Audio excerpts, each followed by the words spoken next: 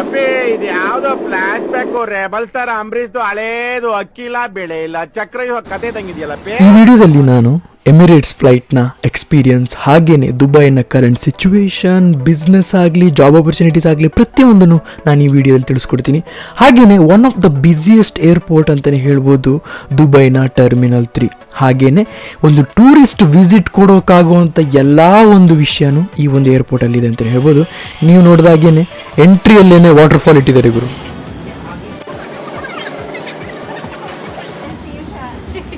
Welcome aboard. Thank you. Second right for you, Mr. Hussain.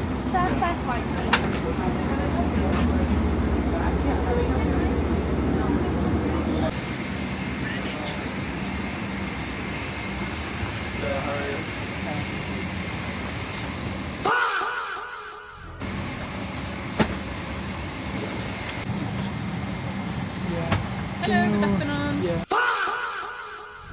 38. 38K.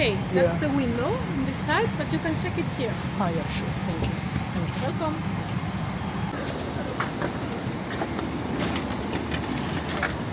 ಎದೆ ಕೆಳಗೆ sand bag, ಸೊಂಟದಿಂದ 2 water bag, total ಆಗಿ ಮನೆ ಮೇಲೆ ಮುರಿದೋಗಿರೋ ಬ್ಲಾಕ್ ಸಿಂಟೆಕ್ಸ್ ಟ್ಯಾಂಕ್ ತರ ಇದೆಯಾ. ನೀನು ಹೀರೋ ಏನೋ?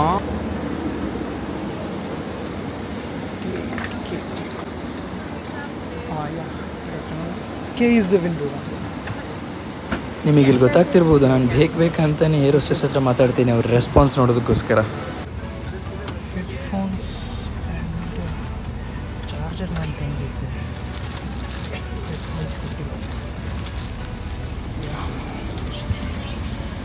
ಇಲ್ಲಿ ಪ್ಯಾಸೆಂಜರ್ ಎಕ್ಸ್ಪೀರಿಯನ್ಸಿಗೋಸ್ಕರ ಐಸ್ ಅನ್ನೋ ಒಂದು ವಿಷಯ ಇದೆ ಅಂತ ಹೇಳ್ಬೋದು. ಐಸ್ ಅಂದರೆ ಫುಲ್ ಫಾರ್ಮ್ ಬಂದ್ಬಿಟ್ಟು ಇನ್ಫಾರ್ಮೇಷನ್ ಕನೆಕ್ಟಿವಿಟಿ ಎಂಟರ್ಟೈನ್ಮೆಂಟ್.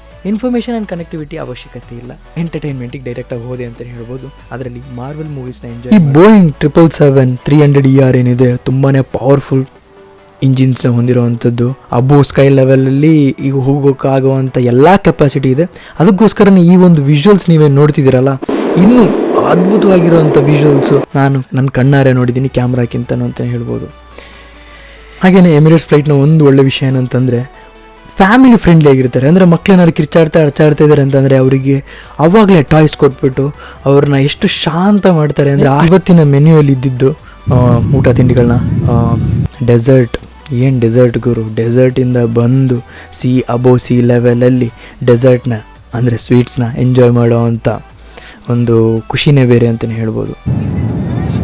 ಇದು ಪನೀರ್, ಇವತ್ತಿನ ರೆಸಿಪಿಯಲ್ಲಿರೋದು ಪನೀರ್ ಆ್ಯಂಡ್ ರಸ್ಮಲಾಯ್ ಆ್ಯಂಡ್ ಯಾ nuts.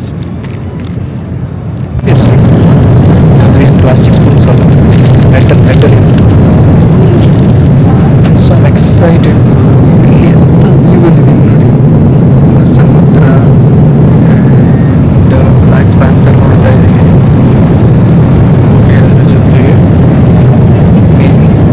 Everything is included. Okay, ಈಗ ದುಬೈನ ಕರೆಂಟ್ ಸಿಚುವೇಶನ್ ಬಗ್ಗೆ ಮಾತಾಡೋದಾದ್ರೆ ಆಬ್ವಿಯಸ್ಲಿ ಏಪ್ರಿಲ್ 6ನೇ ತಾರೀಕು ಸೀಸ್ಫೈರ್ ಆಗಿದೆ ಅಂತಲೇ ಹೇಳ್ಬೋದು. ಅದಾದಮೇಲೆ ಯಾವುದೇ ಒಂದು ಮಿಸೈಲ್ನ ಕಂಡು ಬಂದಿಲ್ಲ. ಆದರೆ ಅದಕ್ಕೂ ಮೊದಲು ಯಾವಾಗ್ಲೂ 8 ಗಂಟೆ ಮೇಲೆ, ಆಮೇಲೆ 2 ಗಂಟೆ 3 ಗಂಟೆ ಬೆಳಗಿನ ಜಾವ ಈ ಥರ ಟೈಮಲ್ಲೆಲ್ಲ ಮಿಸೈಲ್ ಹಾಕ್ತಾನೆ ಇದ್ರು ಅಂತಲೇ ಹೇಳ್ಬೋದು.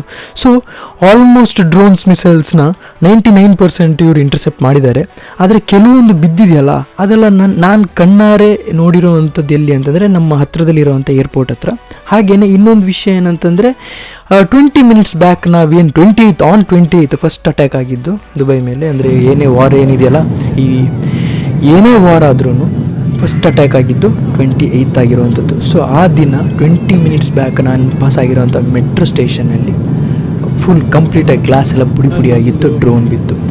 ಸೊ ಈಗ ಆಪರ್ಚುನಿಟೀಸ್ ಸ್ವಲ್ಪ ಡೌನ್ ಇದೆ, ಯಾಕೆಂದರೆ ಬಿಸ್ನೆಸ್ ಡೌನ್ ಇದೆ, ಯಾಕೆಂದರೆ ಟೂರಿಸಮ್ ಕಮ್ಮಿ ಆಗಿದೆ.